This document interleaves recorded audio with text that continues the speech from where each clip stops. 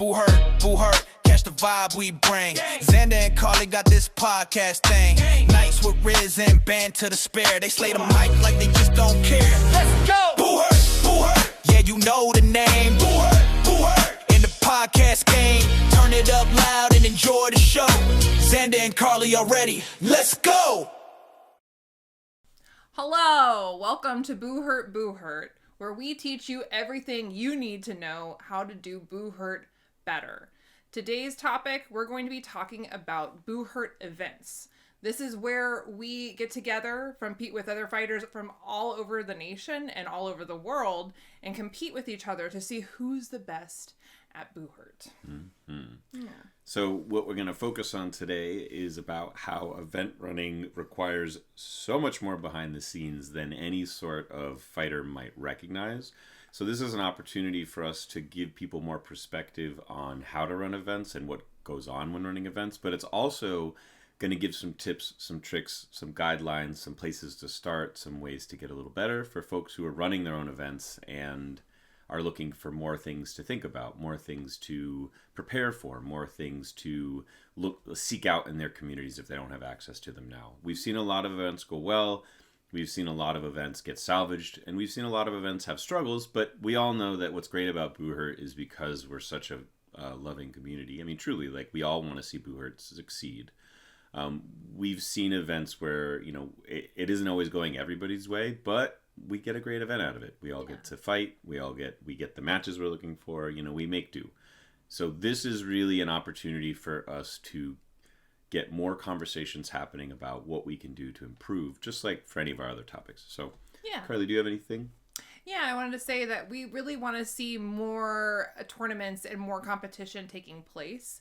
The more opportunities that we have, the better we're all going to get as competitors and fighters. Like, truly, like, I mean, we're there to test our skills, and it's a great measure for where you're at on the benchmark of other fighters. So that way you can go back to the lab and take what you've learned from a tournament and try to do better next time. So the more opportunities we have to do that, the better we're all going to get as fighters, and like the more jolly of a community that we're going to have, which, I mean, True. That's what I'm looking for. You know, and we also are students of event running, because like at some point I'm sure, and like, we want events to happen. Yeah. So if we don't have people where we can do it locally, we'll do our own. We're gonna put Providence, Rhode Island on the Buhurt map. Everyone's gonna be showing up. Yeah, everyone's gonna be showing up. Okay, enough about us though. Yeah. Now we have to bring in our benevolent king. Benevolent king. The benevolent dictator, Larry himself. Larry. He's rolling his eyes now. Get him. No, get him while he's rolling his eyes. There he is. Okay, we're gone behind camera. Go, Larry. All right, go, Larry. I guess that means I'm supposed to talk now.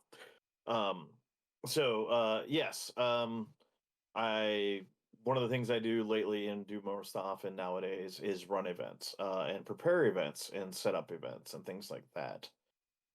To give people a background on me, got involved in the sport in the beginning, in the early days when James Jonathan was hunting down people to come fight and get the sport going. When he was doing all that, he had that initial wave of recruits who were all interacting with each other online and trying to get the other to do stuff. I was involved since those early eras. Wait, Larry, what year was this? Yeah, give us the year. Huge. That was 2010, 2011 time frame. Okay. Thanks. So that was really when Armored Combat was like first showing up in America. Is that about right? Like in a bigger way. I would say Armored Combat did not exist in America at that time. That was SCA people were trying to figure out a way to get involved. Right. Okay. Because there was a crazy video of dudes chucking logs out of a castle and hitting people with it, and some of us went, "Oh my God, I need to do this thing where people are going to throw logs at me when I try to siege a castle." I mean, that was the reaction. There was a pack of, well, at least in South Carolina, North Carolina, Georgia area, there's a group of us who were all like, yes, I want to get hit by the log. You know? Like Donkey Kong style? Like they're just like throwing them out? Yes, there is this there's a bridgeway that goes up to a castle, and it's an actual castle, and there's dudes in the castle who are guarding the gate, and you can see polearms coming out of it, You see guys on the battlements swinging polearms down, trying to clip dudes who are getting close. And there's dudes in armor trying to go up it, and there's a moat on both sides of the little bridgeway that are growing up. And then all of a sudden, like a minute to a minute and a half into it, a log comes flying onto the screen and just like bowls like 4 guys. Oh my god. You know, and then Amazing. another log comes flying over and blows a dude off his feet. Like a dude just sully all alone gets clocked by a log. Oh my god. Yeah, it's a like Worm Castle on YouTube or something like that. Okay, I was gonna say we need to put that link in the show notes. If we can find it, yeah. Yeah, well, Okay. I probably can track it down. It's really old, but it was like, this is amazing. And we wanted to play. It was simple as that. That was the recruiting video that James Jonathan was using to get us interested. And I wasn't, in no way was one of the first guys in armor, not even close. But we proceeded the process trying to get people in armor and stuff like that. So it was around all the way back then, getting involved, being involved, so on and so forth. You know, predating any organization in the USA. It was just people fighting, people trying to fight, people getting gear together. And then what was it? 2011 USA team went. 2012, some of the local guys to me went. They had the money and everything together to get it going. They went to it, and it carried on from there. Like 2014 was the first time I went overseas. Mm-hmm. Which event was that titled as? I'm missing it. The first event that I went overseas for was actually the first IMCF. Okay, cool. Where was that? That was in Belmonte, Spain. Oh, okay. So yeah, the one I went to for my first one. So cool. Yeah, but Right, 2023. different year. I went 2023, not the one you went to. No. Yeah, way different era. But right. Yeah, Exactly. So we weren't even born yet. Wait, no, Carly, our Buhurt bodies weren't born yet. Okay, our regular bodies. Yeah. Yeah. Okay. The what is it? That list field. I don't know if they're still the same wood, but the majority of that list field, me and Trey Sutter actually carried up that hill and assembled. Oh God! Because they couldn't find they were trying to get their 4-wheelers and they couldn't find them. So you just I carried heard it. that's Trey was like, it's "Fuck it." incredibly We picked it up steep, and and you carried can only walk up it. Is that right? Like there's like a zigzag route you could take with the 4-wheeler. Yeah. Okay. But yeah, Well, it was like not until we had like all the boards up there did they finally get the 4-wheelers there, and we're like, oh, cool. Great. Oh yeah. Oh, there's a tool for that. Nice. Yeah. But either way, but fought for several years. Fought at Boden's. Battle of the all those Nations. kind of things. Did you fight? You fought melee? Yeah, melees. I only competed in melees at any major level. Did the iTalk tournaments and melees, and fought in the back then it was the 21s, which now are the 30s. But did those and all that kind of fun stuff. They'll sometimes put armor on, but it's only for casual practice stuff, not for actual any level of competition, because I'm not relevant at this time. When did you decide to stop fighting? 2018, 2019, I think is the last time I So like right when we started. Yeah, you heard we were coming, and you were like, "Oh no, I can't." Oh, I gotta get out of it. Yeah, I don't want to break my arm. Yeah. Wow, Carly, you were gonna break Larry's arm. I don't want to do anything like that at all. Oh yeah, you totally did. Dude. Oh, tell that story. I haven't heard it. I saw I know of it, but I don't know what happened exactly. Like it's really funny because some people just say some really not at all that story. So it's very funny to hear. Either way, we're doing getting ready for an event. It was Carnage back in the day. What was that, 2020, 2021? Somewhere around back then. Yeah. But either way, I am it's WMFC, and I was the only American marshal who was allowed to run a WMFC event. So I'm in the list doing that. Yeah, WFC is a World Medieval Fighting Championship. It is where pro fights came from. Oh, okay. All pro fights derive from WMFC. Okay. Cool. Okay. And almost every rule set has a semblance of WMFC rules in it, or is almost a direct copy. Okay. and minor changes to them. Almost every rule set. Like there's present very active rule sets that I can show you the original rules, and you're gonna be like, oh wow, these are almost word for word the same thing. Out there. But WFC was the only ranked international scale system for pro fights. Either way, so I'm in the list, running the list. This was back when we had the shitty cattle rails environment. Right. Oh yeah. Versus Yeah. the proper wooden list fields and things like that. And either way, Brett Skinner, no, sorry, Joseph Brandt did a takedown to Brett Skinner. Mm. And as when they go down, and Brett Skinner is on his knees and going down to his back. So I close the distance, and I close the distance on the rail side so I can be close enough to be able to see their eyes. Because when somebody's on the ground and getting their head smashed in, you need to see their eyes so you know when they're not there anymore. You know when they're so you dead. Can stop it. Yeah. Yeah, because like if they're Before they're start the dead. barbecues. You need to see that. Yeah. Yeah. You got to be close.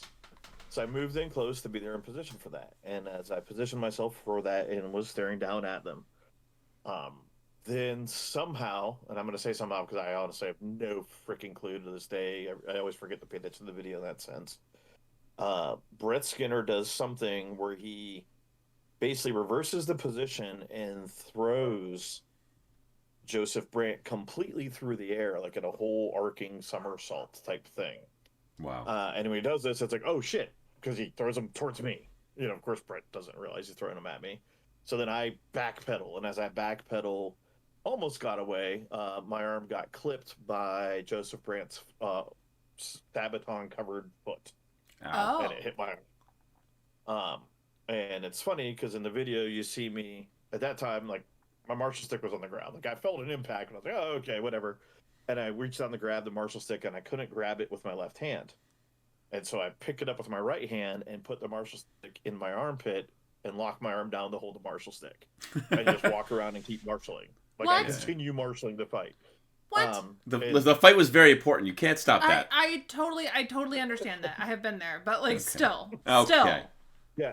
So I just continue marshalling the fight. Don't change anything. Like I'm doing the thing. They flip it around. They get there. And then Brett Skinner has control, and Brett Skinner's pounding Joseph Brandt on the ground. And I'm standing there watching it. And it's so funny. Craig Ivey, who you may or may not remember, he's because he hasn't been around in a long time. I haven't seen him since like 22, 23. Yeah. But Just for our viewers, really quick, like he's talking about like Brett Skinner and Joseph Brandt, very high level fighters, like that they fight both melee and they fight outrance / pro fight / knife fight / this is most likely a very spectacular fight. Yeah, I mean, so. It really is. And then sorry, but please continue. These are they're easily some of the highest end fighters in the sport. Names worth knowing to this day. Absolutely. Definitely. And they're both 6 foot plus, 220-pound big dudes. Yes. Like big athletic dudes. Right. So either way, Brett Skinner has control, pounding away on him. And Craig Ivey is outside the list, opposite of I'm seeing Craig Ivey behind him, and Craig Ivey looks at me like, "What the hell are you doing?" And at this point, because I'm sitting there trying to figure out what my arm hurt, what's going on here, but I'm also paying attention, and I clearly didn't do the 10 count right. And Craig gives me that look like, Larry, what's wrong? Like, why the fuck aren't you doing this right? And I was like, oh yeah, shit, stop fight, rise. And I do that, and they stand up, all that stuff. And then I turn, and I already had preloaded. If something goes wrong, here's my, my second in command marshal. Like I already had stuff lined up. Great example of event preparation. Thanks, Larry. Yeah. I already had my backup head marshal, and I pull the marshal stick out from my arm, walk over and go, hey, I need you to take over. And then I walk out of the list. And I walk over to the medic, and I got to do this with 2 hands because I can't show it properly. Now, my hand is bending this way the right way. Like it's aiming this way. So this hand isn't bent far enough. It's bent like here. Oh my God. It's sticking Yeah, in it's a 90 bad. degree off of this arm kind of thing. And I walk up to the medic and I'm like, I can't make my hand go back up. Like I can't make it go up. I can't do it. And so he checks it out. He goes, you probably need to go urgent care or the ER. And I'm like, okay, that's what I thought too. Just checking. And then I turn and walk away and start walking out of the arena, to go to my car. And I fortunately saw Christine. I'm like, Christine, I need a ride, and so then she drove me to the hospital. Oh my God. So wonderful. So this part of my arm was completely destroyed. Yeah. It was just shattered. And that's a titanium thing with rods all through it and stuff now. Yeah. And this part of my arm was completely dislocated. Oh wow. The funny part was they had to do emergency surgery for whatever reasons. I don't remember what reasons. Yeah, emergency surgery is hilarious. Yeah, they did emergency surgeries and all that kind of fun stuff. Yeah. I wake up and I am live feed talking to the people running the event now. that I have, coaching them through everything that they're doing. So I'm in the hospital, drugged out of my mind, still running the event, still solving problems, still fixing things. God. And everybody's like, what the fuck, man? Just lie there. And I'm like, no, this is hell. I hate being here. Please let me help. Yes. So there was a little camera set up of me still coaching, advising, doing things as they needed it. The floating head of Larry. Yeah. So because I couldn't stop. I mean, it was miserable. That was like a horrible 2 days. Not because I was in pain or any of that, just being stuck in that box while everybody's doing everything else. Right. I hated it. It's so funny. That's the story of that. You said like everyone's told the story wrong. Like I did hear that you had been hit by a weapon.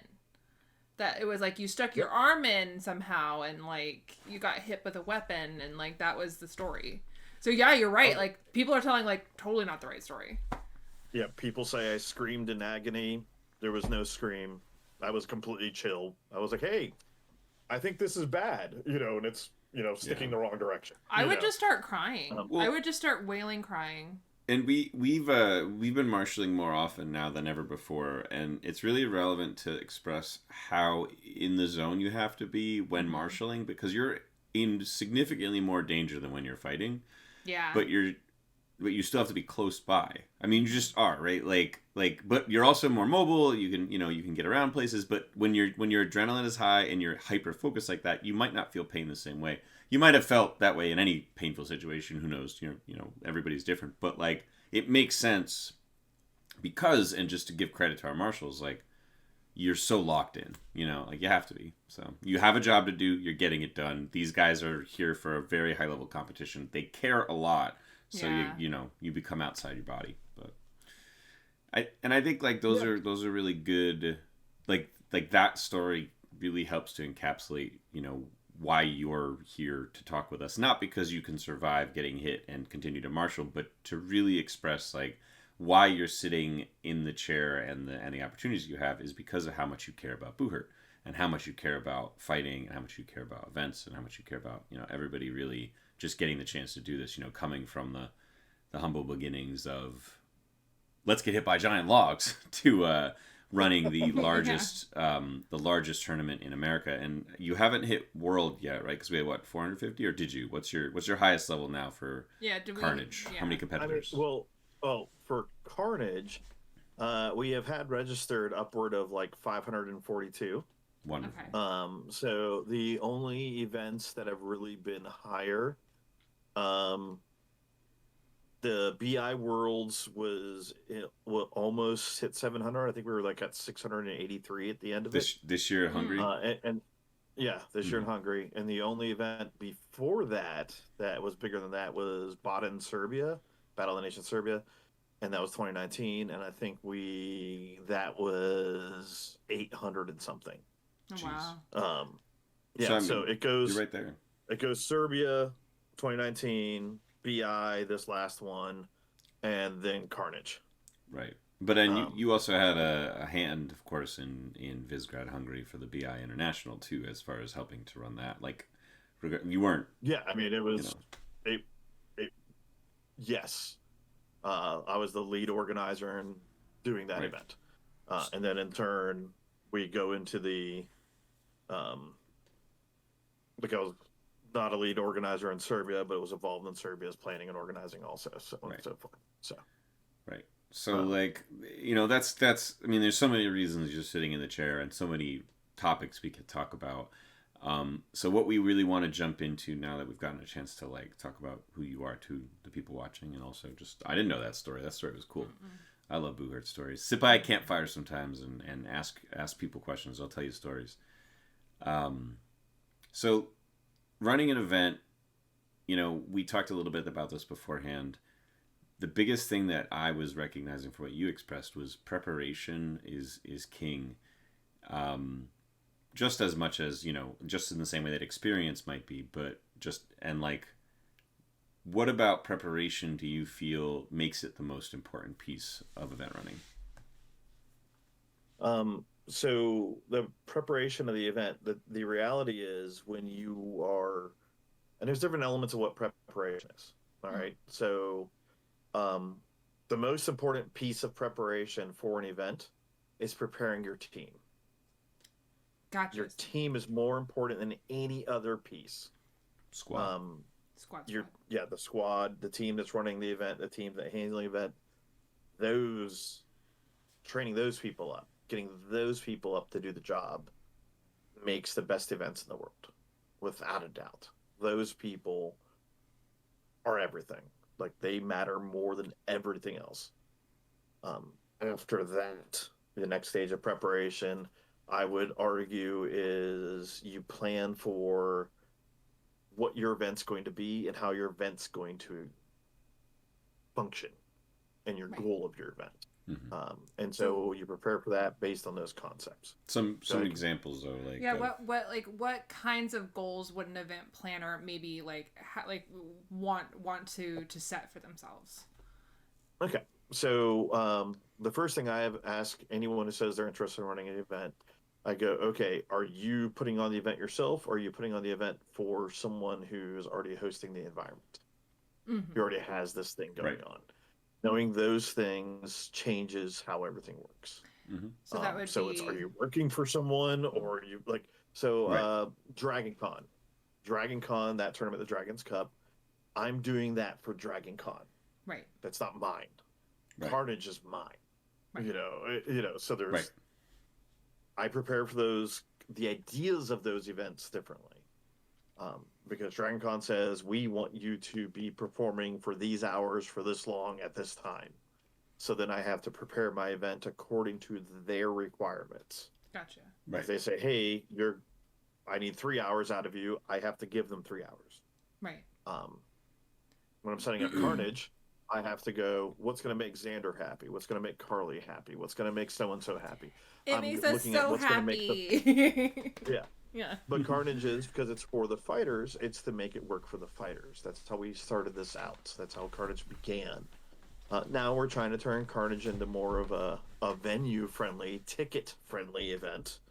Still focused on making the fighters get what they want, then trying to bring other elements into it to make it better for the audience, so we can get a larger audience and we can cut down on the fighter fees. Because the only way we're going to get rid of fighter fees is if we have more ticket sales. Well, we're going to have more ticket sales if we're more entertaining to a general audience. Yeah. Like these all go hand in hand. So is that you're talking about bringing in lots of new vendors and food vendors and things like that to make it more of a festival type experience? Right, because more people are coming to festivals than they are to smack each other for tournaments, kind of thing. Yeah. It's a bigger draw. Yeah. So but instead of being hired by a festival, the Carnage is hiring a festival to be there. Right. Cool. So reverse. Yeah, I was gonna say we saw a little bit of that last year. How did that end up for you? Like bringing in a bunch of vendors, did you just hire did you say hey, festival organizers, just come here? Is that what you said? Or? Yes. Okay. I specifically hired festival organizers to run that side of the event.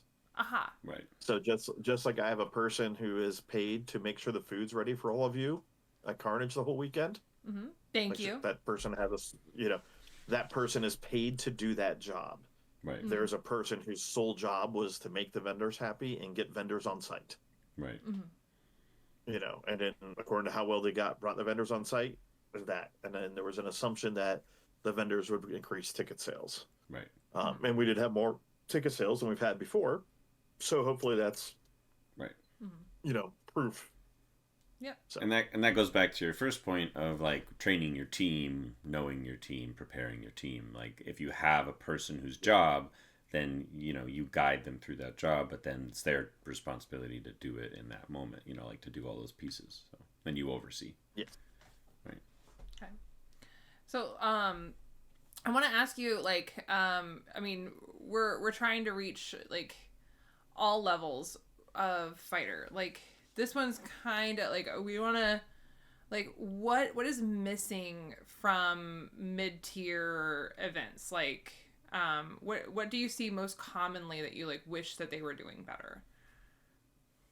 The big thing that we'll treat it as they're putting on an event. They're not putting on a show. They're putting on an event. We're going to focus on that answer. That'll be generally the most common thing. Like the show's an extra thing, not the primary. Right. Fighter with that focused, in mind, not crowd focused. Yeah, fighter focused event. The biggest problem with people are doing with fighter focused events that I'm seeing repeatedly happen is they're not really preparing their schedules well, and they're not worrying or considering the time frame and the conditions the fighters have. And they're also aiming for bigger goals than they should be aiming for. Such as like that bigger goal being ticket sales or. So the first Carnage was a melee event, and it was one day. Gotcha. Right. Starting off with one thing you know you can focus on doing really, really well before adding more to it. Right? Yes. And people are jumping to, oh, we have to do all the things that happen at Carnage. Or we need to be a 3-day long event. Or we need to be a 2-day long event. How many of us have unlimited vacation days that we can go to 5 3-day long events a year? You know, we can't. No. We can't do it, especially our fighter base. I would argue our goal fighter base is 20 to 30-year-olds. 20 to 30-year-olds are mostly in intro jobs or in college. So they don't have time they can't take off class. They can't do this. They can't do that. Right. We need to focus on single day events that are focused on a single topic. Like do a Saturday, it's duels all day long.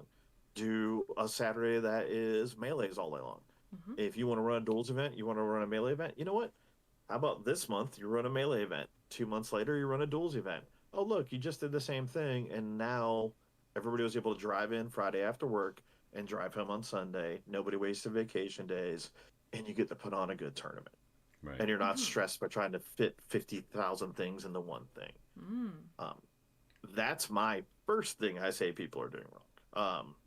Is because that's like worrying about the fighter.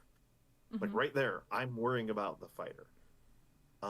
With that plan, I want to make sure it's easy for you to get here. I want to make sure that it's not, I obviously can't do with Carnage. Carnage has grown too big that, sorry, tough, you got to deal with the craziness. But I didn't make Carnage that way. Carnage became that way. Right. And people budget for it. But I mean? That's because, everybody, kept saying, yes, I want to come back. Yes, I want to do it again. Like they had a good experience. They kept wanting. So it grew because of its popularity. And success. Right. But it didn't grow because I was like, I'm making it this way. Right. Yeah. There's a. I totally understand your point. Yeah, that's great. Yeah. I didn't want to do all those things. Trust me. We really didn't want to go where we are now. And I thought you were a glutton for punishment. I thought you liked it. Benevolent king, remember? Benevolent king. The benevolent. He gives us what we want. Doesn't mean he has to want to. Correct. But either way, so you have those elements, and you got to think about those things and prepare for them. And think about the cost of the fighters. And also you got to look at oh, wait, there's another event that was 2 weeks before and it's nearby. I should move my date. I should not have it be this weekend. Or I look and see, oh, there's always this event roughly at this time. Let me Right. reach out to that event organizer. Let me reach out. Like Xander always puts on an event in mid-November. All right, hey Xander, I'm sorry, I are didn't you tell still you doing yet. your event this year in November? Yeah. Are you doing your event in November? And you're like, oh no, it's not going to work out. I'm like, okay, cool. I'm going to do one the third week in November. Right. So now Xander knows I'm going to do it because Xander said he wasn't. Right. So if something changes Xander's schedule, Xander should be polite and let me know, or Xander should try to make his date be different because he said he wasn't going to do it then. That makes sense. And that's, once again, caring about the fighters, making all the fighters drive every weekend. Not cool. I mean, maybe somebody has all the free time that every weekend they can travel and do stuff nonstop. But Well, and I also think it's to your point, like being cooperative with the other organizers and other groups around you. Like, it's really important. I think not just in organizing, but like in general, trying to at least have some kind of like open dialogue with the groups that you're nearby. yeah, and when nearby, I'm talking 10-hour drive because Yeah. I mean, like, well, in the people- in the context of like how few and far between we are. Although it's changing, we're getting denser and denser every year.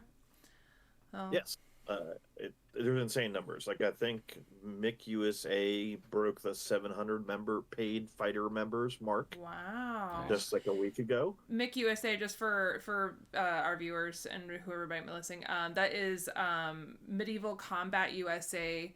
That is the, oh my gosh, I'm gonna butcher this. It's the conference club. It's the conference organization. It is the national organization. The national organization. Buhurt International for the United States. Right. So it's like there's two major leagues. We're talking about Buhurt International, and then MCUSA is the national organization subsidiary of that organization. Yes. So yeah. So, but yeah, and that's insane. That means we have more than 700 people doing Buhurt in the USA. Right. Lots Lots not more. everybody's a member. We were just talking to Daniel Winters, and he said that in England, if they have over 1,000 people participating in the sport, they can get funding. Like, I was like, I don't know if he meant like government funding, but he was like, oh yeah, you can get so much funding once there's like 1,000 people doing it. So within their jurisdiction. Within their So there's all sorts of fine lines, but yes, there's all sorts of things with different countries, and like USA doesn't recognize sports as a federal government entity, right? In general, like that doesn't exist. Sports don't exist. It would be cool if that's fake news. We would be so close. yeah. Well, and we can do it, but there's ways to get funding. That's a different topic for later. We can talk about. But back on the track of your.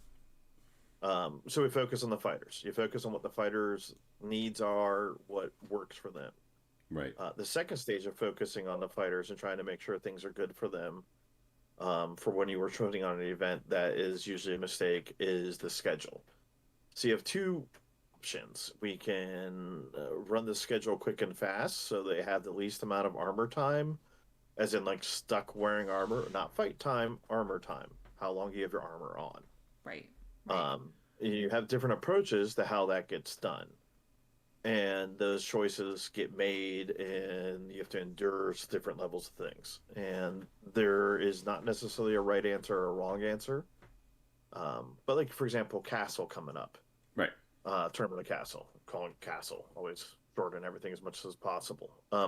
Tournament of Castle, Spencer, when she's setting up the schedule, she has Group A fights in the morning, and Group A is intermingled with women's group. I was complaining about this today. Okay. Yeah. So that gives Group A the shortest amount of time in armor doing it this way. And then Group B, you then have the other set of women fights that are happening intermingled in that one. So you have those two segments intermingled, and so it puts the two different pools for the men's teams in shorter windows of being in armor. And then there's going to need to be like a half-hour break or something after that to let the Group B have a rest period to then go into the finals Right. or when A and B fight each other. So you have all the melees on one day, and then everybody gets some amount of rest. Yeah. So the schedule's split that way to reduce the overall. You have shorter breaks, but you have less time in armor total per day for the men's side. Unfortunately for the women, because the women you're fighting 2 different tournaments that day, mostly all the same women. And that's to cater to the way rules are structured at present and the way things work. We're going to skip over that extra topic, please. Doesn't need to be in this conversation. That can be a different one. Okay. We can talk about the schedule if you don't like it, but we're not going to get into no, like why. The why. The 2 different categories. The why. Like, right. No. But that was my complaint, was I was like, oh my gosh, we're fighting all day. We're going to be in kit all day. Yeah. The women are stuck all day. From the beginning to the end. Yeah. Yeah, that sucks. I fully agree. Yeah, we don't have more than an hour like between our fights too. It's like, by my estimation, I'm like, so there's no way to like de-kit. There's a long period where we could like de-kit and rest. It's all day. Yeah. And in turn, they could have rotated the groups A and B of the men, and the women intermingled all in that too. But then everybody's in armor all day. But then and then everybody has bigger breaks between fights. Yeah.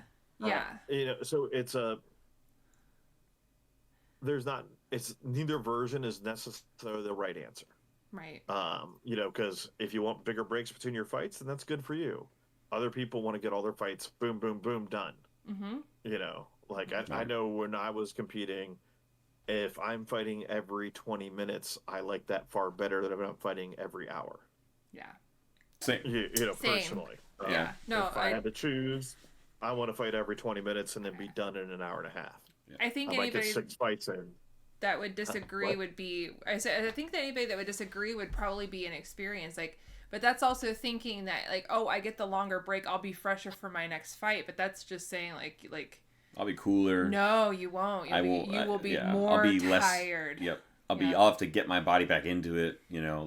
I tell my fighters and any duelist that I'm working with, you have 5 minutes. Your round ended. If you're not ready in 5 minutes, you might as well be late. So you should be training to be ready 5 minutes after any time you fight to fight again. Because the rules in the BI say we'll give you a 5-minute break if you're back to back. So that's that's just how it goes. Like you could have a melee match, somebody else has a melee match, and then you go again, and that break could be 3 to 5 minutes, but you get 5. You are guaranteed 5. So there's go ahead. And so you have that, but at the same time, as you said that, Carly, I have had veteran fighters contact me and complain about the exact opposite. Right, they'd rather long breaks. They'd rather the long breaks. Veteran fighters. Send them my way. I'll tell them they're wrong. Send them my way. It's just like my response is they're both options. They're both ways to do it, and they're different, and not everybody likes it. Right, which is there's nothing wrong with either one. It's you gotta pick one and do it. Mm-hmm. Right. That's it. There's not a.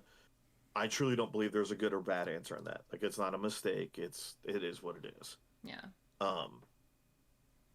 But what would be bad is if it was Group A and they just ran Group A and did nothing else. Right. Well, now then you have you're breaks. You're gonna have back-to-back fights. Right. The breaks are gonna be even shorter, and then you have these long pauses for no reason. When there's a long pause, the marshals get bored. Everyone else gets bored. If you have an audience, the audience leaves. Yeah. Because why are we waiting 5 minutes for no reason? This is dumb. You should, at all costs, never do a 5-minute break unless you absolutely freaking have to. Right. Because you can use that as 5 minutes of another fight. That's right. There's just no reason. You're being inefficient, right? It happens, and we've all seen it happen out of necessity, but sometimes that necessity is an oversight. It was something that was kind of missed in the planning stages, which is, again, fine. That comes from experience. That comes from seeking out mentorship and talking to people who've done it before. But still, that is a goal. It is something to mitigate, is having those breaks for no reason. So. I think it's easily it's the worst scenario in almost every environment. Because even when yes, marshals appreciate a potty break, but marshals don't appreciate, because then now when you do the potty break, it's going to be more than 5 minutes. Yeah. Because everybody, now we get all the marshals back. Oh, 2 of them are missing. Where'd they go? Blah blah blah. Whatever it may be. Somebody's Safety always meeting. missing at that point. Right. Yeah, a safety meeting, a safety brief. Yeah. Is a common problem that people have. Yes. But if you have 10 marshals for your 7 needed list, then you can cycle 3 people in for breaks and what they need, and then, so on and so forth. So, like, again, more preparation, more training the team. Is getting enough marshals, having a team trained. Yeah, right. Right. So, and like, I think what else was really cool, and like just bringing this back to preparation being one of the biggest things that one can do best here. I mean, there's literally a book on this, right? Like, there's literally like a best practices book in the BI rule book. Yeah. So, when anybody registers an event for Buhurt International, Buhurt International or one of the tournament committee staff members reach out to them, and we'll say, "Hey, here's the tournament committee Facebook group page, and we have a working document that's actively being added to and changed and altered as we learn and grow and develop." But we have a whole document that's, I think it's 10 pages long at this point. And it goes from the very beginning of how to pick the date, how to pick the time, how to pick this. It has a cheat sheet for creating a schedule. So nice. You don't, it doesn't have names, but it has numbers. So, team 1, team 2, team 3, team 4. You literally copy paste, insert it into your schedule, done. Oh, yeah. You now have your whole schedule. And control, find, change to, da-da. Yeah, and it goes all the way up to like 20 teams and 4 pools of 5. The schedule's all written out. It's this whole wonderful thing.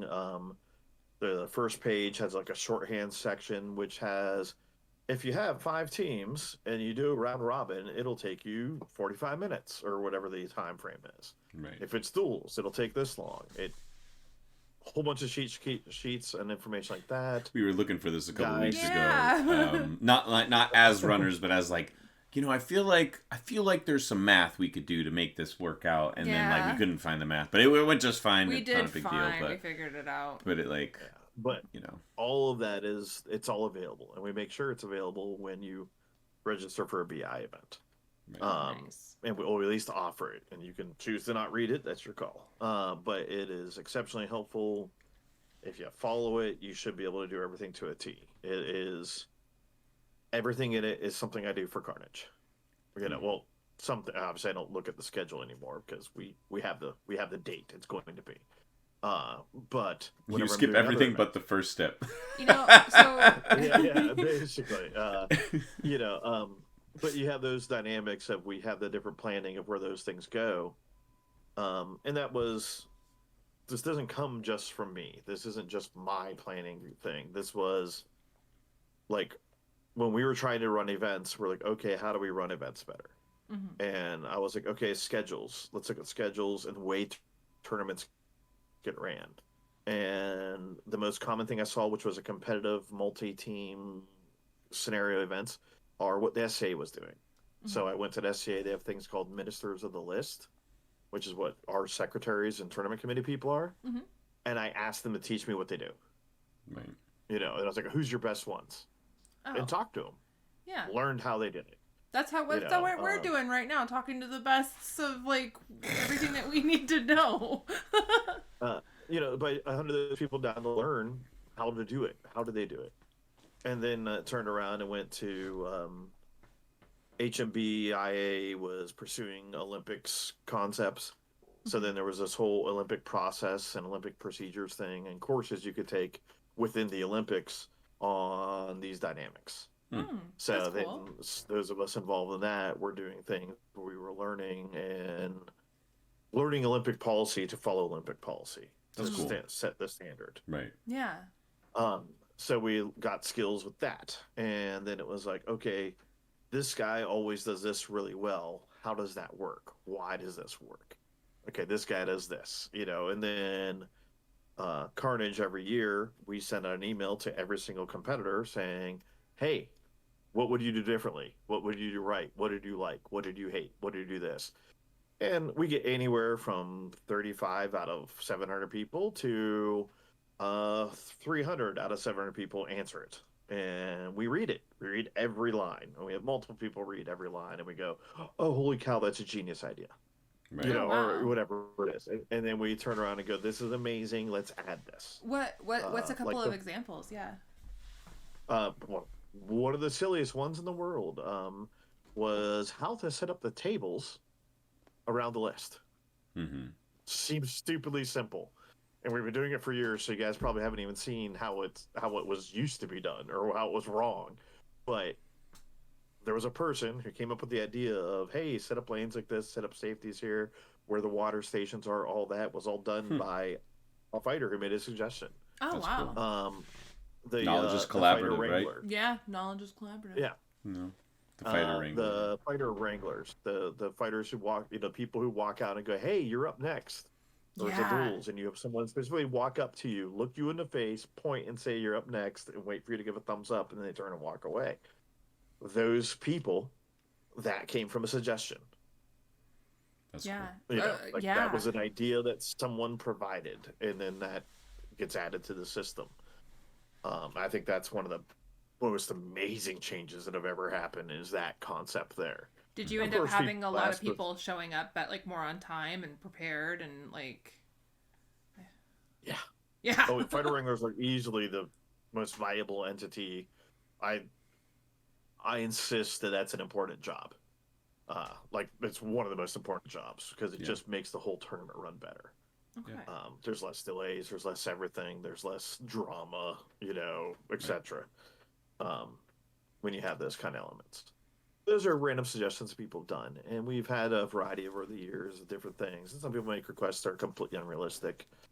I want a helicopter also- to fly over Carnage and airdrop in their 3 reserves, so that way nobody has to leave the list. Mhm. Yeah. I like this plan. But we also ask for a magic wand thing. Like if you had a magic wand and you could just change something without any logic, what would it be? I love that. One.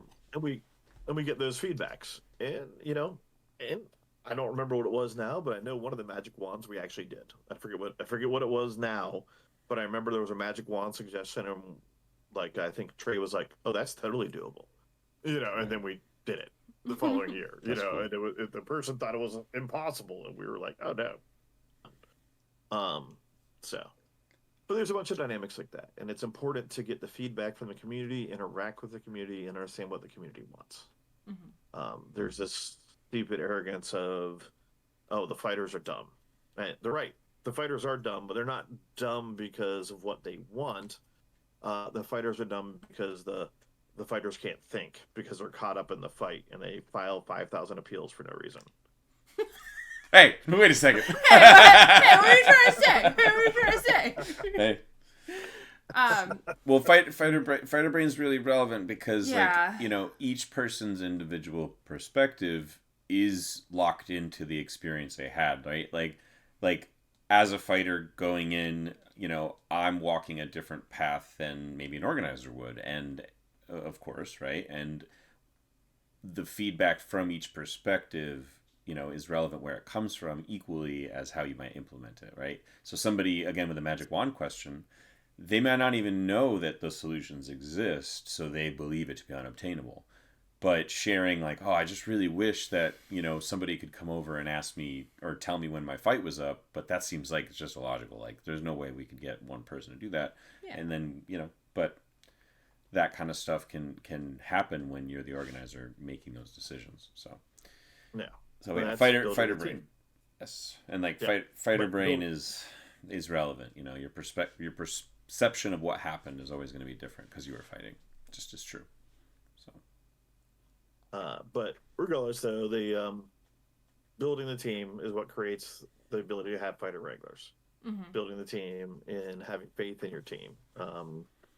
Like for me, I really want to focus on the idea of building your team and it almost goes into I think your guys' first podcast, which was the podcast about leadership. Yeah. Mhm. It goes into building your team. Your team is more than just your competitors. If you only focus on your competitors, it shows. Right. Like, we know who you are. We know who you are. And you have that element of where people are prepared and they set things up and they make things happen. But you have a hard thing to do for everyone is stepping back and letting your team do their damn job. Okay. And now the element that comes into play is also having faith in their team. And you don't, a thing I do, I don't necessarily have faith in my team, but Carly's on my team. I'm going to tell Carly I believe in her. I have total confidence in whatever she's going to do. She's going to do it right, and it's going to be fine. And she's going to get that job, and it's going to be fan-fucking-tastic. When she's not there, I am planning for every fucking mistake that she's going to make and be prepared to solve all the problems as they happen. But she's not going to hear that. She's not going to see that. But I'm going to be ready to solve your problems. So I'm not there to micromanage, to get involved in what you're doing. You're doing your thing. And when something goes wrong, I am ready to fix it. And then I fix it smoothly. I don't blame you. Right. I don't blame you. It sounds like but what you're describing is you're trying to set up a system in which nobody is like the keystone that like comes out and like the whole thing falls apart. You need to trust the cogs, but you also need to be able to remove them and the machine keeps running. Like, yes. Yeah. But it's not the idea that I'm pulling Carly out because she screwed up. No. Right. Carly keeps going.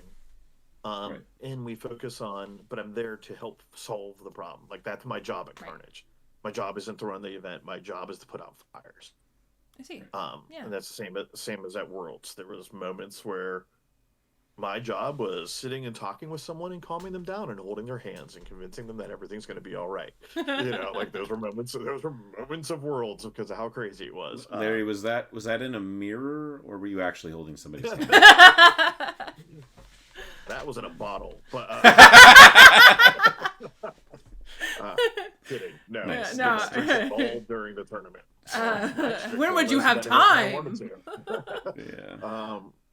So either way, but on that idea is like, so I have to put complete faith in you, and I also, but in the background, not in your face, I'm ready, preparing for where you might screw up, and checking in. And like the most that I should do involving while the event is running is go, hey Carly, everything cool? And you're like, yeah, cool, and walk away. Like that. That's it. That's all you're gonna get from me, unless you go, I'm worried about this or something's going wrong. But okay, what's going wrong? How can I help? And I'm there to solve that problem. That's it. And if somebody comes to me and is like, hey, Carly, just this, and it's like, okay, well, I think she made the right decision. And in the back of my mind, I might be like, that was completely fucking wrong. But for the people who I'm engaged with, you did nothing wrong. Right. And then during the heat of the moment, you did nothing wrong. Right. The event is over with. Hey, Carly, we have to have a conversation. Right. Well, and it sounds like doing that way too is a good way to allow people to make mistakes and be human, and is gonna like keep them on your team so you can retrain them and do better. And like, but if you explode at them, they'll just be like, oh well, Larry's a hothead, and I don't want to work for him again because I might screw up again, and then I don't want to like, take that heat again. Right. Yeah. And it's not just the hothead effect, but it's the there was an old movie where the two guys were comparing each other. There was this face arguing thing, but there was like a discussion argument, and the one guy was like, you prepare for the worst in people and you expect nothing else than the worst, and then when you're prepared for the worst, you can solve any problem. And the other guy was like, I look at my people and I ask for the best and they give it to me. Right. I believe in ask for the best.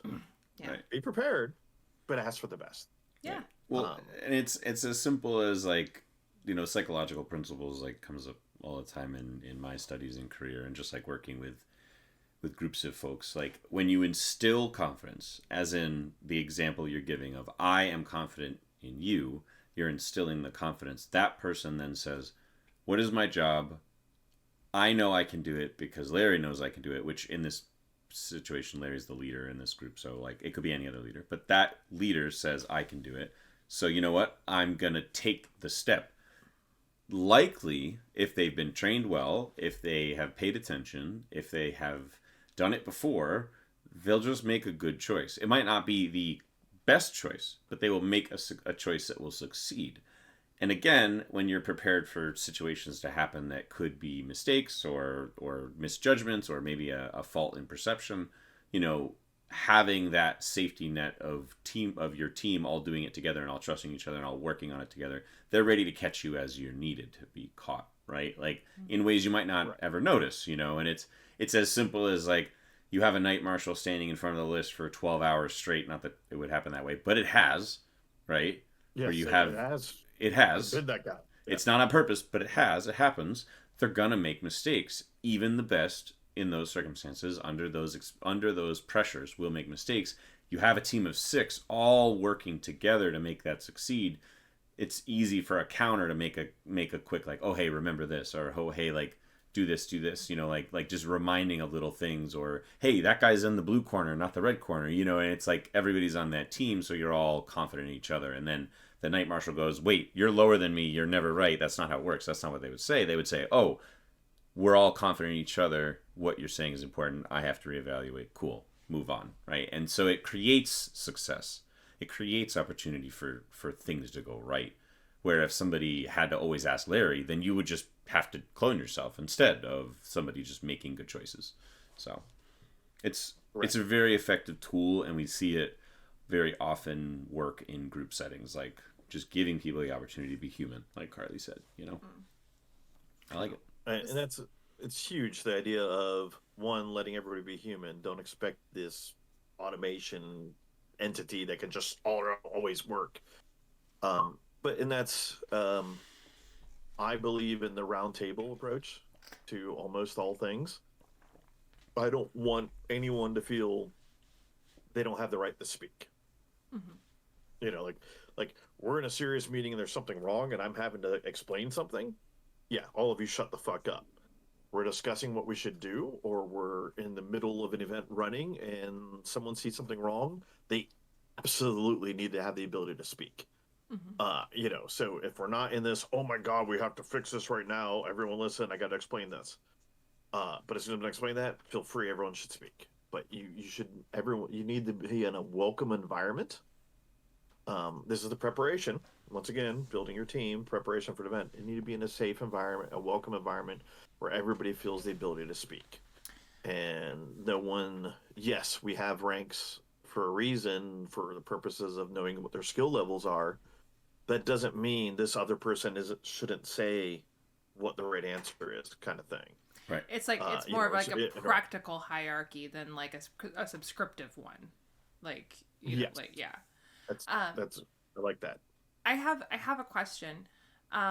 Like how did you build your team? Like I mean like just specific to you, like I mean like did you just pull them from like other events? Did you find them in your personal life, or did you find them like here like in Buhurt land? Like where'd they all come from? So some of these people I really don't even understand. Like I don't always understand people's motivations. Cryptids from the lake. That's where he got them all. They're yeah, cryptids from the lake. You have a cryptid up your sleeve, I know. But it's an interesting thing. Like I mean, there's silly stories that we could talk about one day. But so like my registration crew, that's a set of friends. The son was interested in Buhurt, kind of. And then he never really got into it. But the mom, the dad, and the other sister were all like, this stuff's super cool. They became my registration team over the years. You know what I mean? Like, they're the ones who are checking you all in. Like, the dad is actually a retired paramedic for Anderson County, where carnage takes place. So he's always like my head paramedic. You know, and all that kind of stuff. And then the mother and daughter, they always work registration for us, and they're handling that stuff. Well, they're always so nice. Like, yeah, truly. And they have that element, and they're just local people who just think it's a cool thing, think it's awesome what happens, and are thrilled to be a part of it. So they kind of just fell in the lap, and it was like I gave them a thing, and then I worked with them to train them to teach them how to do this stuff, help them get through it. Then you have Candy. That was the Cochran family. Then you have Candy. She comes from. She was actually Trey and her were lawyers, and they were law firm partners. And so she had a lot of logistics and things like that. And because Trey was involved in trying to make this thing happen, she was helping make things happen. And then she asked, how can she be involved? She's retired now. So she'll randomly be like, hey, what do you have for me to work on? And I'll give her a bunch of like database paperwork things to navigate through, or review law documents or whatever the heck we're working on, or contracts. And she'll sit there and do that stuff. And she's doing it purely for the I don't know what she's doing it for. Like, I mean, it's weird. Like, for me, I'm like, I don't know. She does it because she says she wants to. Right. And the only thing I can say is, I guess because the community that we've built over the years in this area is a community that she feels she's a part of and loves it, and therefore gives her time for it. Yeah. Right. Right. Because Great. it's a lot of volunteer Yeah. work. I mean, it's good stuff, man. Well, but it's a lot of like, that's another thing that's important here is like, you're expressing countless hours, certifications, like getting trained like an Olympic style event running, like running events all over the world, and yes, there is very small amounts of kickback and theoretically like motivation. It's like, oh, that was worth it. But in reality, like, you're spending money to run an event for us to fight at, for us to spend money to fight, to fight at the event, right? Like, it is a lot of volunteer work. It's all volunteer work, right? Like, so people's motivations, like, in a lot of ways, it's not that it's their own, but it's like for the community, whatever it is. Yeah. People put a lot into this for free. In fact, people pay to put things in for free. They pay money to help us for free. You know what I'm saying? Like, that's what's happening, and that is currently where like Buhurt, has, like, we have to give back like so much joy and like happiness, to the people that really make it function, because otherwise we'd just be hitting each other in the field and some dude would be like, you won, and they'd be like, I didn't win, what are you I won, not him. Like, I don't know, it would just, there'd be no organization, right? And like, organization helps us have high level rankings. It helps us have like those opportunities where fights are all that the fighters have to think about. Yes, you have to get your armor there. Yes, you have to sleep, whatever. But like the list will be the same every single time. The marshals will be trained at the same level every single time. The problems will be solved at a certain level every single time. That stuff doesn't exist without volunteer work, without, a family from nearby just being excited and wanting to help out. You know what I mean? That's like, so sweet of them. it's great. Yeah, it's surreal. And then we have a variety of people. It goes on and on. I have 70 plus people who work Carnage. Whoa. So when we go down the list, would be its own show. Yeah. Like, it'd be a multiple show just to me to tell the story of each person. So, but we have 70 plus staff members at Carnage to try to make it run okay. Right. How many of those folks are you working with before Carnage? Is it about half, and then the other half come and just do like, It depends on what you call working with. Is it the martial training sessions that are special sessions just for those who are working Carnage? Oh. Or is that part of it? Yeah. There's all these bonus things that are involved. So there's a multitude of things that come into play. Right. Every person. Like Go ahead. Like, we have people who are working the media, the marketing, editing videos to do the advertisements. Things you guys will never see because it's on a bar screen at the local bar for the month of December. These video clips and that. Those people never even come to Carnage. They never even seen Carnage. And they're not just a random paid person. They're a person that's like, hey, how can I help? And I was like, what skill set do you have? I like to edit videos. Okay, cool. Here's a whole bunch of videos. Go through them, make me several 30-second clips. I need to say Carolina Carnage and a link to how to buy tickets. And the dude makes them. And that's all they do. They have nothing else to do with the sport. Like, zero. But it's they see something cool and they see the idea of it and they believe in it. You give them something and you empower them because I mean the big thing is they get appreciation. You know, like it might just be me saying thank you, but they get that. They get to be like, oh look, I was involved with this crazy thing. I was involved with this epic event. They're part of I was something involved bigger with than this. themselves, you know. And they get to feel valued by it. Cool. I have another question. Oh, it just left me. Sorry. Larry's scrolling through his notifications. Yeah. My phone went to sleep mode, so I was like, I just remembered what skill set is like. I mean, like I'm sure that you have them all well covered, but which one do you think is like the most lacking? Like, what do you wish that you could pull more of? Like people who make a lot of money for no work. I like that one. And then just give it away. That's a skill set I think we're missing. What do you think, Larry?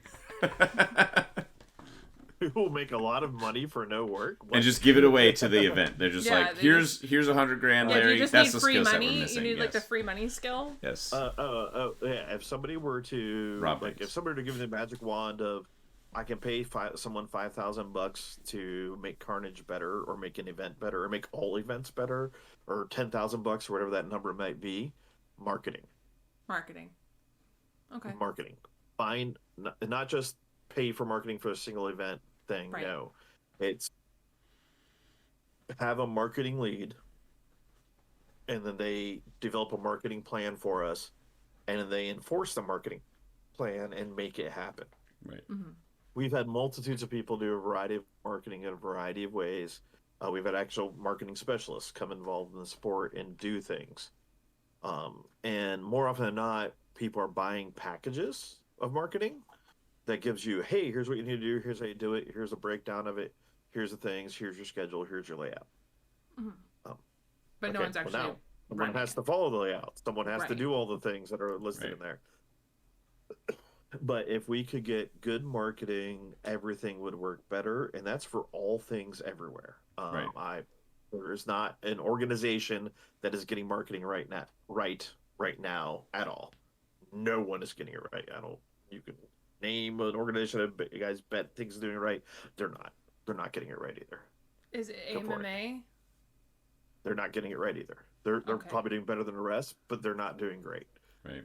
Pay attention to how many people are at the events and how many tickets they sell. Is it? No, I'm just kidding. I was playing. I was doing it, but nobody's getting it. Right. AMA is probably the closest to getting it right. Right. But even they're not getting it right. Right. Like, because if they were getting it right, they'd have sold out shows. Right. You know, and what piece of marketing they're missing, don't know. It might be they need to present it differently. They might be, and all of us need to figure that out. Right. But the community as a whole needs to move away from hobbyists doing our marketing, or people who are trying to make our marketing something it isn't, and make a marketing plan for us. Right. It's kind of like fitness. Like we had pre the war, Kurzak was doing a focused fitness training for Buhurt. Right. It was providing good data and healthy stuff for all of us to work on. And he was putting that out there, and he's an actual, like, he has whatever certification, doctor level thing. He's not just some dude who got the weekend certificate bullshit. Right. No offense to those who did do that. But he's a real dude involved in the sport, studies the sport, and was giving us a process to make it happen. And I'm sure when the war ends, he'll go back to doing things like that. So he was giving us something that was valuable, but it's from a true expert. Right. We need that from a true expert in marketing who is taking Buhurt and then marketing it. Not going, oh, Buhurt's like hockey, let me use hockey marketing to market Buhurt. Right. You know what I mean? And that's what we're doing right now. We're copying other things we think fit our thing, and we're failing. Right. Do you think, in my opinion, it's really because it's so unique, or is there something that we should be modeling marketing off of? Like, what is it, like Renaissance fairs that we should be like, leaning into that more, or like? I mean, I guess it really is who's our target audience, Right. Well, who's going to come watch it and be entertained? Right. Yeah. What am I experimenting with right now is I'm focusing on having Ren Fair like vendors at my event to try to get more sales. Right. Smart. You know, like I'm trying. Not saying I'm it's a like, good move. it seems like the most logical next step. Like, you know. Which a marketing manager would tell you that what seems like the most logical next step is just the wrong move, right? Like they'll just come at us with some crazy stuff, you know. Yeah, it's well, a that's science. the problem. You run into all these dynamics, and it's like, well, it's like Dragon Con. Dragon Con has staff that get involved with things, and like when we were getting bigger and bigger with Dragon Con, they're like, hey, you guys need a name, you need a structure, you need this, you need that, and they did like marketing studies. Like there was people on the Dragon Con staff who spent money putting our videos out there, and then asking random people in a polling system, like 10,000 people, what do you call this? Like they just see this video clips of the fighting. What would you call this? Right. What'd they say? And then at medieval combat. Okay. It blew everything away. Medieval combat was the most common combination of words. Okay. Was those two words put together. Hence the medieval combat USA. Hence the whole structure of BI being called medieval combat when we describe it, so on and so forth. Armored combat, we didn't even show up. Oh. Like at all. Like it Yeah. wouldn't. No common person used the word armored at all in the description of what we were doing. Right. Like yeah, you're not coming from us who, like, when we talk about it, we're thinking the perspective of the fighter, which is, oh, the most unique thing I'm doing here is wearing armored combat. Right. And then instead of that, you know, you're coming from the people watching, and what they think about first is always going to be different than what a fighter thinks, simply because of the nature of their perspective, more perspective. Right, because they see people in armor and they think medieval. Or knights. Right. Yeah. Everything's medieval or knights. Like those were always the words used, and then it was whether it's combat or tournament or you know, the different other words. But armor did not exist at all. Interesting. Okay. But that makes sense. Like, you know, because like the only thing that we're using to differentiate is like we understand that there's like other medieval fighting styles like HEMA, SCA, like foam leagues. Like there's all sorts of, you could put that label on anything, but it absolutely fits on ours too. Right. Right. And the problem is it fits on everything. You're right. But does it fit word wide? Like it doesn't, it's a word right here for, they see all of them and they all see what we're doing. Right. It doesn't elucidate a specific understanding of the sport by saying medieval combat. Is that what you're, like, you know? What I'm saying is, like, when they see LARPers fighting, when they see us fighting, it's the same. The average person does not see a difference. Right. Precisely. It's people doing medieval-ish stuff and hitting each other with swords. Right. You know, and then if they look closer, like, oh wait, they're really hitting each other. Like I'm sure when you've sent somebody a video, they go, oh yeah, okay, you guys hit each other.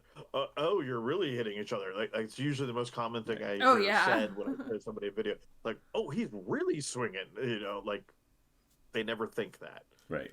Yeah, like we tend to explain it like it's real steel and the armor actually works, right? Like it's hard to find the succinct bridge, let's call it, between generalizing and a little bit more specific in the topics, right? It's like it's the same between like a barbell and a kettlebell. A lot of people will look at those two tools and say, "Oh, gym equipment," and and they're not wrong. Like there's nothing wrong about that, right? But then like when you get somebody who's trying to understand what that person is doing, they'll say, "Oh, well, this one has these purposes and this one has those purposes." So like, but that really takes interest or motivation or desire to know more. But like in reality, like there's so many things that we just kind of glance over and we don't dive deep into because we can't dive deep into everything. You know, we're here because we love Buhurt, right? Like I'm not here because I like all forms of armored combat. In fact, I would have been here maybe a decade ago if I liked all forms of armored combat. But because for me, like the first armored combat that came to me, or medieval combat that came to me that felt like something worth investing in, was the kind where you hit each other with steel weapons on steel armor, right? Like LARPing and SCA like eluded me. I had a lot of fun at those events. I loved doing them, but they weren't something that I said I'm going to throw as much as possible into it. And, until you get interested, you're not going to find those things. And these things had existed when I was sitting there saying, oh, I'm not interested, right? Like, as somebody who literally engages in LARP, I'm like, all steel combat is LARP. It's just not true, right? So getting the common person who's just not not specific to our community, it's hard. And it does go, like, just to tie it back a little bit here, it does go into event organizing because, like, there's your funding, right? Like, there's an opportunity where we don't have a lot of money because we're all throwing our hard-earned money at training, armor, travel, iconography for your team, like anything, like super cool clothing to wear, like at your events and stuff, like gas, like specific whatever. There's so many things we're all spending our money on. And so, like, money from outside in through things like marketing, through things like being able to explain the sport really well to people, ideally it helps a lot and helps with our organizations as a whole. So I appreciate you sharing the big piece on marketing there. So, yeah. So that being said, though, I mean, we're pretty much getting to the point of closing out this episode just for sake of time and keeping it a bit more succinct. So that being said, like, is there anything that's come up that maybe we were holding off on until the end about organizing? Any other questions? Any other thoughts? Yeah, anything that we didn't touch on, Larry, that you're like, oh, I wish we did? Well, one of the things, you had a couple prep questions, like in your, it's not as a prep questions, but you had things that you were going to, we have a list of questions that we were like, oh, if we get lost or if we need to, like, the conversation preparation stalls out. Yeah. Yeah, we prepared. Exactly. Oh, shoot. I feel like I missed it. No, I thought you had a thing about... We do. Questions you may ask. About me doing my... what was a recent success or something like that? Yeah. Oh, it might have gotten lost in the... So, yeah, so share one of your most recent successes. Yeah. That you... Yeah. So, like, the most valuable thing, and it's an interesting dynamic, but the most successful thing that has happened recently on my end of the organizing and things like that, it's a two-stage thing. First, I have... So, for Dragon's Cup, of course, I did all the who and hawing, filling out forms, setting things up for Dragon Con, doing the insurance and all the filings and paperwork stuff. I made the schedule, and I brought the equipment and set it up. That's it. Everything else, my people did it. Oh, the team did it. Yeah, I see what you're saying. I did nothing. Yeah. I didn't do anything else. That was cool. That was nice. So then, 2 weeks after that event, we did the Upstate Ren Fair Duels event. That event, all I did was the paperwork for the event to exist. I didn't do the schedule. I didn't do anything else. At the event, I worked the merch booth, sold stuff, talked to the public, passed out stickers. Nothing else. Wow. Didn't handle the schedule, didn't handle the appeals, didn't handle the scores, didn't handle any of it. None of it. Did nothing at all. I didn't need to be there. So the best achievement I've done in the sport is build a team that can function without me. Make yourself irrelevant, Larry. Every sense. I didn't need to exist. You succeeded in making yourself irrelevant. Yes. Yes. It's perfect. It is. Because... But that comes with years of hard work. Yeah. Yeah, but what's the point of building something that ends when you're done? Right. Ooh. Who gives a shit? Ooh. If I quit and the thing falls apart, everything I did was a failure. Mm-hmm. It was meaningless. It was without purpose. Yeah. Sure, I had fun doing it, blah, blah, blah, blah, blah. But I can tell you what, I didn't have fun doing it. I can promise I didn't have fun doing a lot. Like I'll be like Worlds went smooth. Worlds went great. I enjoyed seeing a bunch of my friends I haven't seen in a long time. I also hated Worlds. It was a miserable event for me. I mean, it was a horrible event for me. It really was. It was dreadful. The event was great. The event was awesome. Everything was great. But I had a horrible time. But I was doing what was necessary. I was doing the job that was the important job to do at that time for me to do. But it sucked. It sucked a lot. I don't want to ever experience that again. Hoping the next time it's not going to be like that time, and we're going to have different things set up, you know, it'll work a little better. But that was mistakes we're making, and then, well, when mistakes get made, and especially if you're the king, as you guys are calling me, we commonly refer what to does you a as good king do? Benevolent. The good guy, the one who does things right, takes the sucky job and makes that job work. Yeah. Don't put the poor other sap into that problem. You take the hit. Right. Yeah. And if you're not willing to take the hit, then how can you expect someone else to take the hit? Yep. I mean, that comes down to being a good leader, you know? Yeah, it circles back to your first podcast. That's what Tanner was talking about, like being the guy where he can just sit there looking and some guy looks over and he goes, that's the guy that did it all. You know? Yeah. Like, yeah, but you have to build something that you can walk away from. And if you can't build something that you walked away from, then you didn't build anything at all. Right. And so that was awesome to get to see that. That's great. To get to be not that guy. Congratulations. Yeah. Yeah. And so that was fantastic. So my local people can run events totally on their own, and I don't need to be involved whatsoever as long as they all talk to each other. That is so cool. And that's perfect. So that, next they have to recruit and find events to establish on their own. That's the next step. When they're getting that done right, next weekend, I have a group of people handling an event I have nothing to do with in any way, shape, or form. Oh, cool. And I'm going to do a martial training seminar, and they're doing something else entirely different. So hopefully all that runs smooth and everything's great. Yeah. And I didn't have to.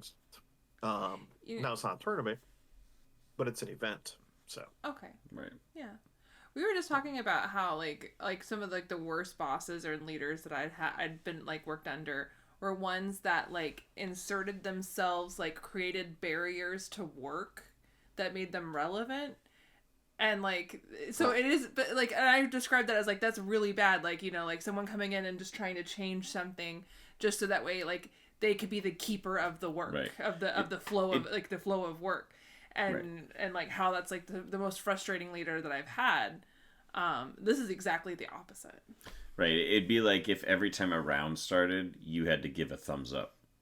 No matter God. no, I know, but just I mean that kind of bureaucracy, right? There are false leaders or or just power hungry people who would do that. Right. I mean, that's a little silly, but so, something to that effect. I mean, you said it, and I went, "Oh wow, that's horrifying," and then immediately thought of 4 people. Yeah. Right. Yeah. Right. Right. Yeah. For real. Well, I'm talking about real bosses that I've had. Yeah. Yeah. Well, no, I'm thinking I'm keeping it purely in the Buhurt world. I can immediately think of people who specifically have done this, the thumbs up example. That existed. Yeah. I've seen that guy. Name him. Don't name him. No, we're kidding. No, We're It's a kidding. waste of time. No, we're not doing that kind of stuff in this chat. No. Actually, that is completely. Mentality. Yes, I was that's completely against our policy. Just call us after. We usually cut the episode right before people say heinous stuff. So it Yeah. happened. That's what we did with Tanner. I was like, "Who you want to put on blast?" Cut. Yeah. But I was like, I'm pretty sure that was on purpose. Yes. That was Always. a good one. But yeah, so that's an awesome thing, is to achieve that status. Well, it's kind of like when my arm got broken. I did very little, obviously, drugged up and calling in thing. But I had everything prepared. I had everything set up. All the paperwork was there. Everybody had access to everything. Everything was already out there for it to be used. All you had to do was follow the directions that were laying it out in front of you. Yeah. And everything would be okay. Unless, of course, weird things will happen. And we prepped people to fill the rules. and so on and so forth. So even though I wasn't there, I think one of the comments a couple of the people made who were trying to run the event, it went from one guy running all the show to 8 people had to fill the shoes of one person. Like all these different people had to be involved to handle it because they were just expecting me to be there, and then I wasn't there, so they had to figure it out. Right. But it was. But they had the tools. Later. They had the tools. It was all there for. Right. Right. So what you're saying is, as you're just AI, right? You're the AI answer bot. Larry intelligence. Yeah.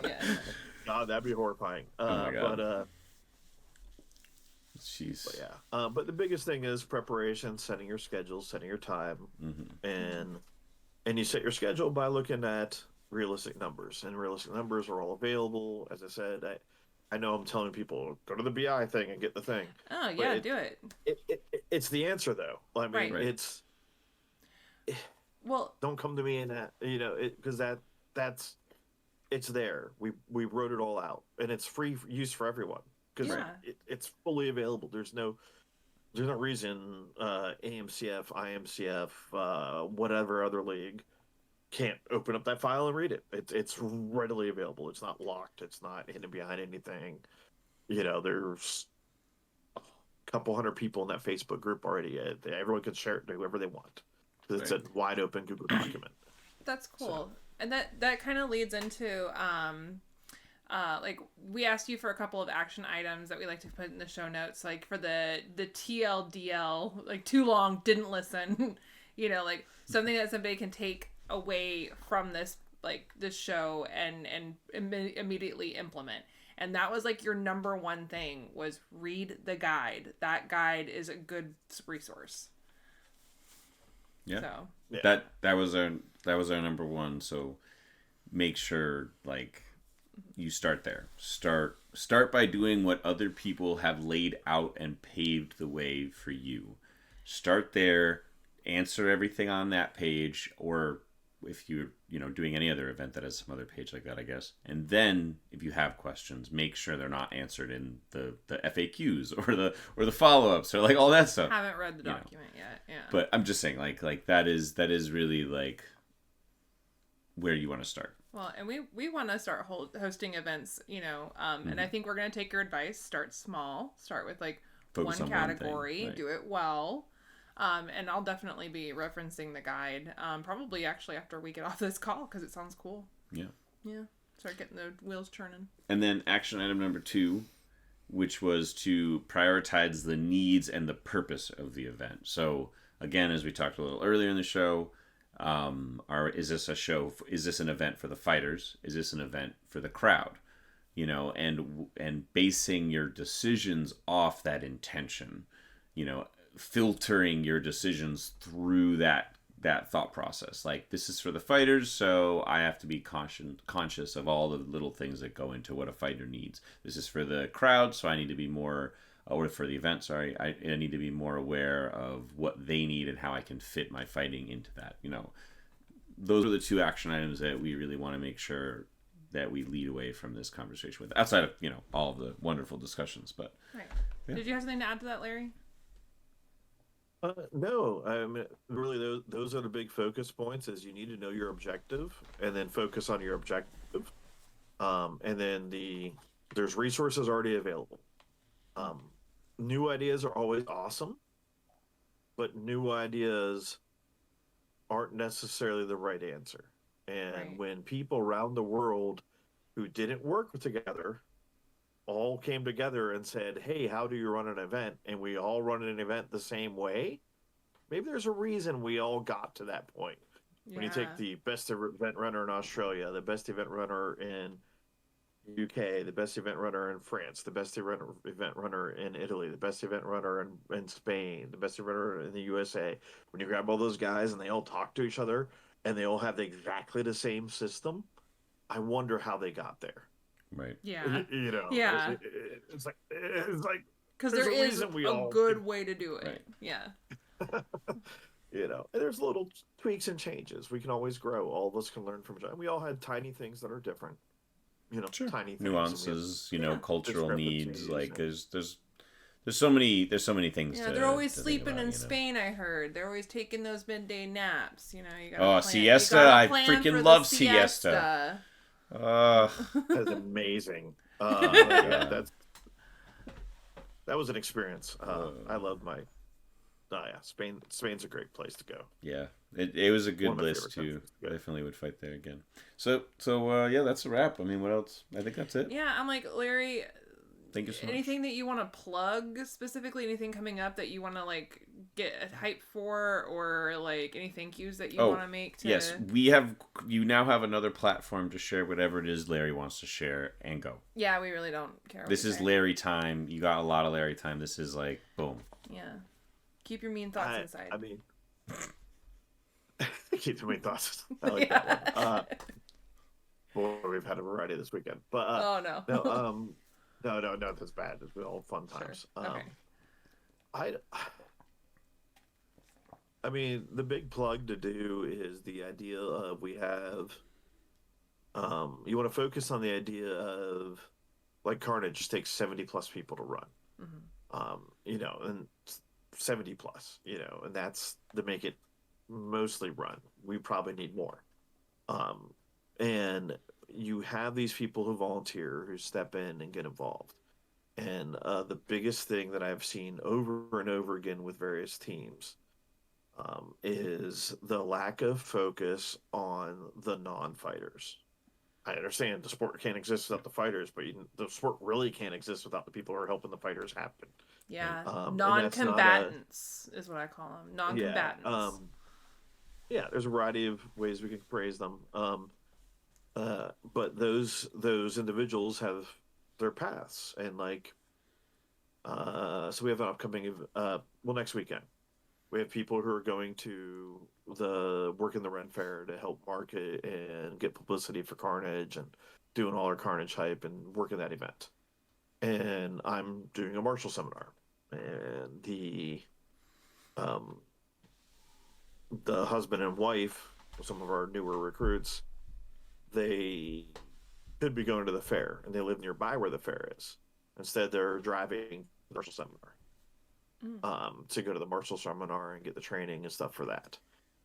He should have his armor in about a month. It should be here.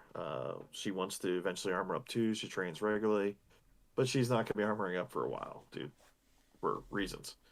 And with that in mind, though, instead of going to an event where he gets to fight and have fun and whack people and all that kind of stuff, he's choosing to go get further along in his certification to become a marshal and support his wife becoming a marshal, because she can become a marshal or a secretary in the time where there will be delays till she gets to fight.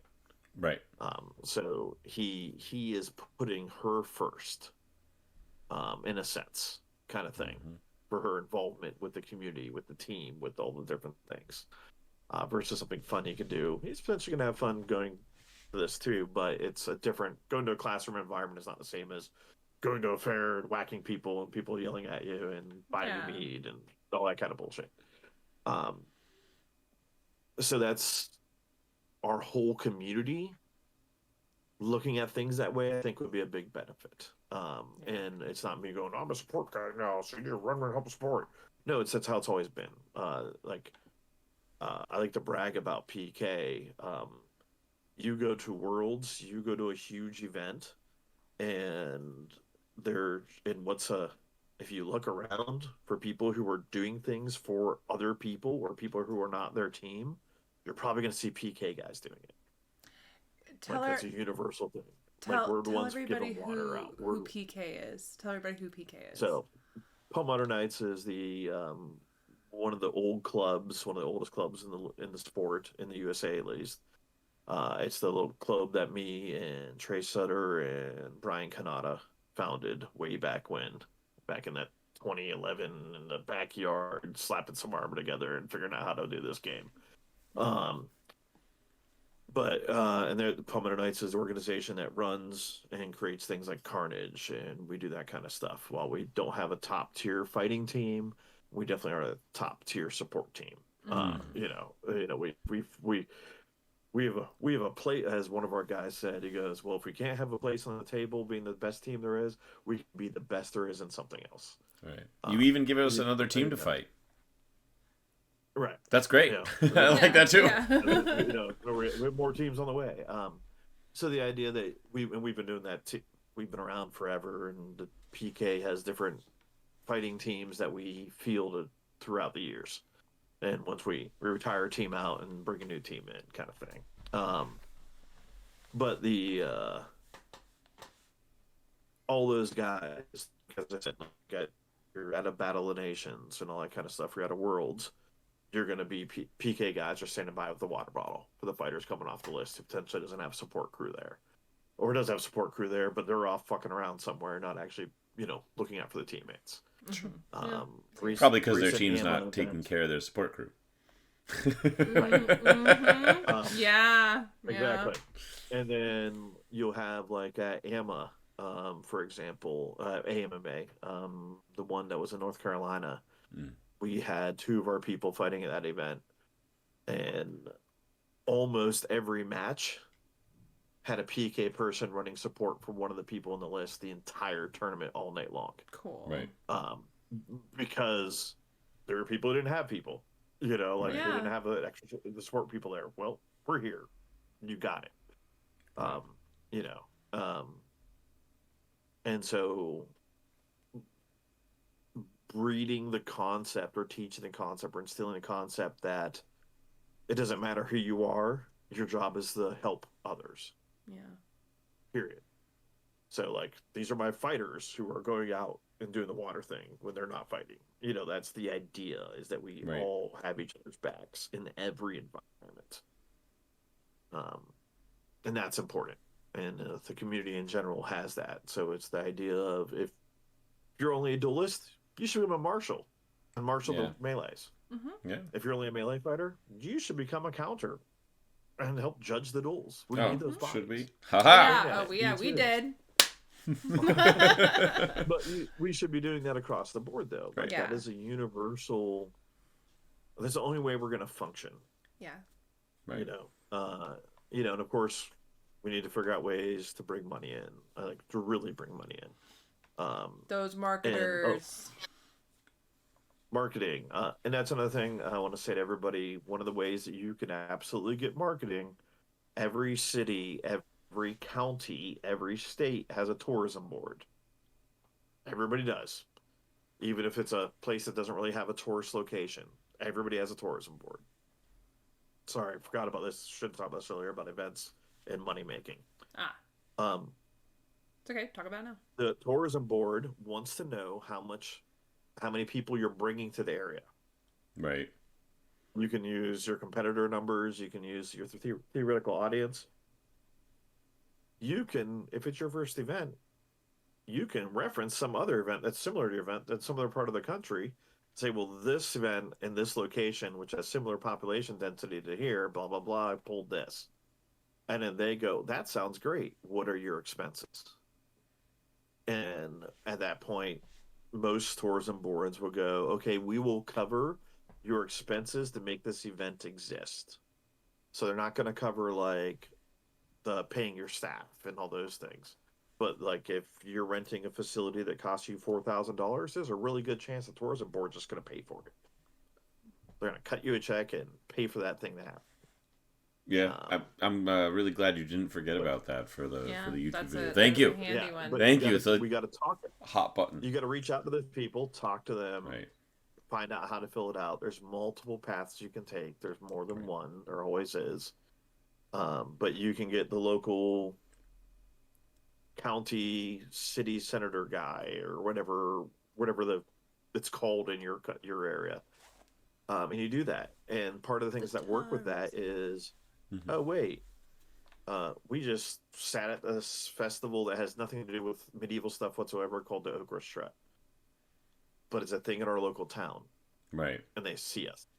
And the town cares about this event. Right. And we're there just talking to people about things and not really doing anything. But we're talking to people. We're engaging people. They're getting to know who we are. Then we do a volunteer program. There's the Night of Honor thing we used to do. That program doesn't exist anymore, but it was they celebrate police officers who did great community service. And in turn, we would do this mock knighting ceremony thing that was part of their reward for getting the community service medal for the year.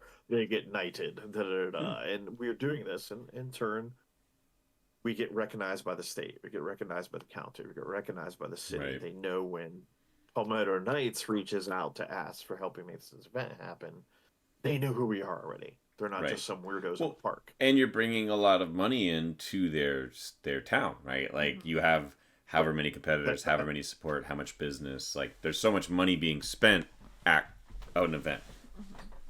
That's why they're giving us the $4,000, or whatever. Because they make it back. Because it's like not $4,000. Airbnb, local commerce, passing the money around. Blah blah blah. The thing that super sucks is there's no good way to track Airbnbs.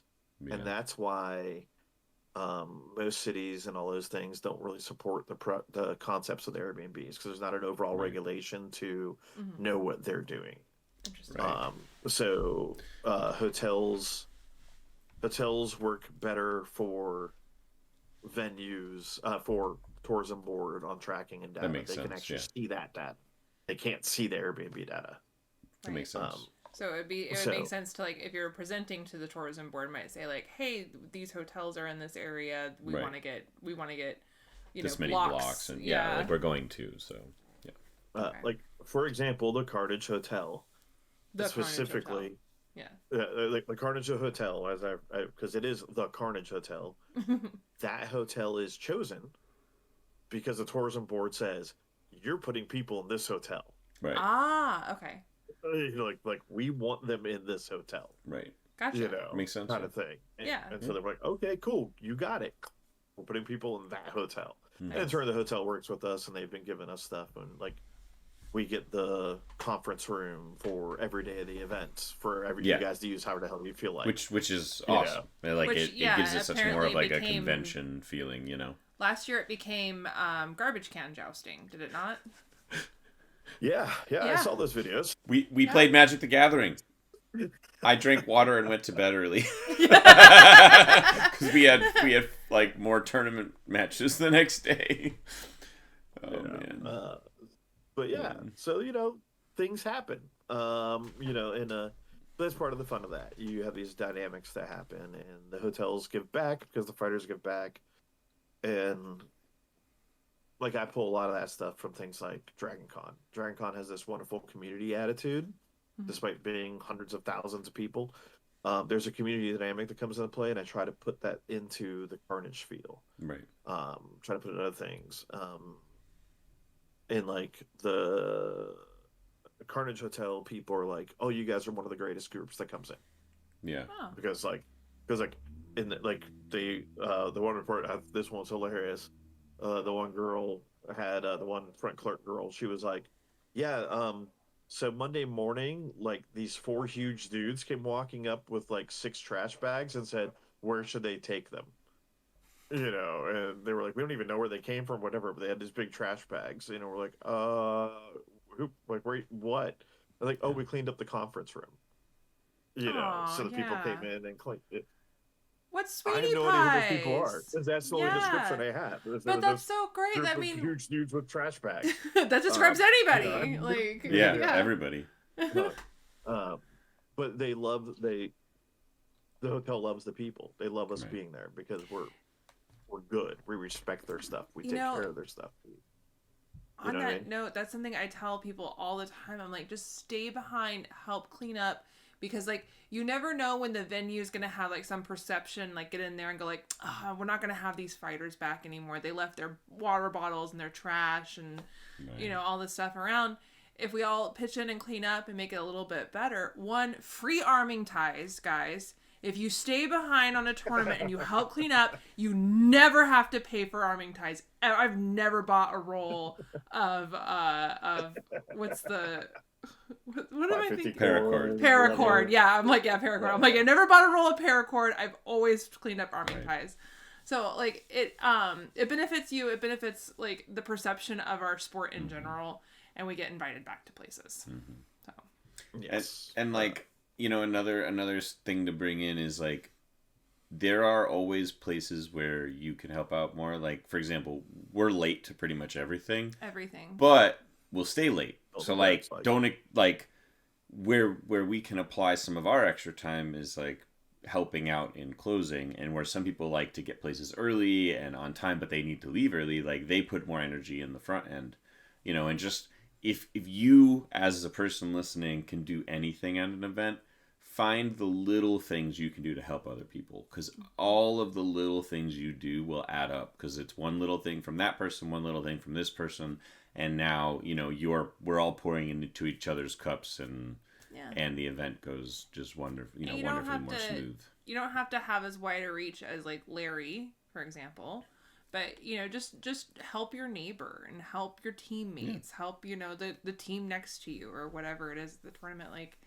Yeah, you don't have to have like an overarching reach to help somebody. Yeah. So, dirty trick I do at Carnage, I usually put tables next to other people who don't like each other.